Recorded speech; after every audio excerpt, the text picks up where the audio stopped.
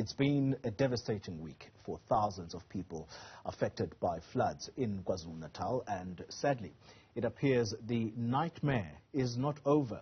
The South African Weather Service is now forecasting more heavy downpours for the province this coming weekend. This has raised renewed concerns, with the death toll now standing at 341. Roads have been flooded, entire homes damaged, trees uprooted, even cars swept away. Joining me for this conversation is the spokesperson for the Department of Cooperative Governance and Traditional Affairs in KZN.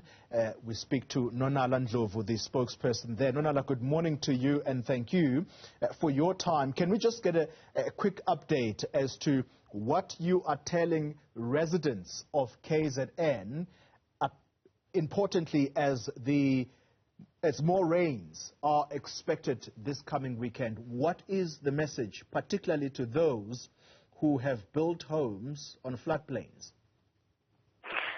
Good morning to you and to your viewers, and thank you for having us. The main message that we are drilling into our communities is safety first. Those who are on the floodplains and who are on slopey kind of terrains, they must, as much as possible, try and move to safer ground. The community halls are open. People can access community halls for temporary shelter, and there is relief being provided at those community halls. There is hot meals, there is blankets, so people can go and seek shelter there. As soon as people see that there is anything that is suspicious in terms of a possibility of getting stuck, a possibility of a wall falling, people must just move as early as possible. Yeah, that's what we are saying to our communities at this stage. The death toll, Ms. Ndlovu, was communicated to the South African public yesterday by the Premier, Sihle Zikalala. That death toll at the moment, the figure stands at 341. Do you have an update for us as to whether or not more bodies have been recovered? The death toll has slightly increased from that 341. I don't have the exact figure with me right now, but we will be issuing a statement shortly once we've collated all the latest data from this morning. Yeah. Look, the reason I'm asking that question is as a result of some of the areas that we covered yesterday with our team that's on the ground there.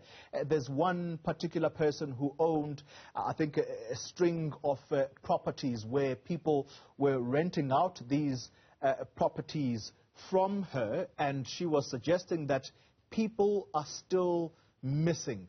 Where are things as far as the recovery of those remains that may be buried under the mudslide?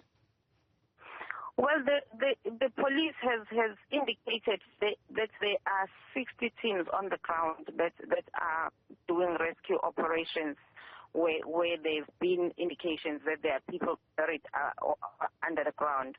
Obviously, there's no telling as to when all the bodies will be recovered, as that is completely dependent on the natural phenomena. Some of the bodies may even be buried under the sand.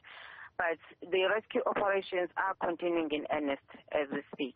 From the social development aspect side, there is the worry that the people who are homeless right now may not necessarily have food to eat. Are they well taken care of in these shelters where they are situated right now? As far as we know, the people that are accommodated in community halls are well taken care of. We've got social partners that are delivering hot meals to them. Even food packs are being delivered to those who can still prepare their own food in their homes or have gone back to their homes. The food packs are being delivered. As soon as the authorities are made aware of anybody in distress, relief is immediately provided to that person. Yeah, I know that you are speaking for the cooperative governance side of things, but the roads as well are important Ms. Ndlovu. And I say that because a statement was put out late yesterday, I should think, and I think it was, in fact, on the 13th of April, which was 2 days ago, and it was issued by the PTA Petroleum, who are saying that major oil companies have had to suspend operations because of the bad state of roads. Are you able to give us an update right now as to the accessibility of those roads, particularly the ones that lead into refineries, oil refineries? KZN cannot run out of oil as things stand right now. That would add to the misery. Well, the latest reports that we have received is that the road is being repaired and part of it is now accessible. There is obviously control as to how and when it can be accessed, because 20% of the traffic can be accommodated at this point in time. It is ongoing work, but there is now a little bit of access into that area of the refinery, that is the Bayhead area. But Transnet is continuing with the efforts to repair the infrastructure in that area, and I understand that they've even roped in experts from across the country to try and fast-track the process in that area. Nonala Ndlovu speaks for the MEC of Cooperative Governance and Traditional Affairs in KZN, and you have already heard her alluding to the death toll rising, and that's as a result of the recovery of yet more bodies. It is a grim situation in KZN.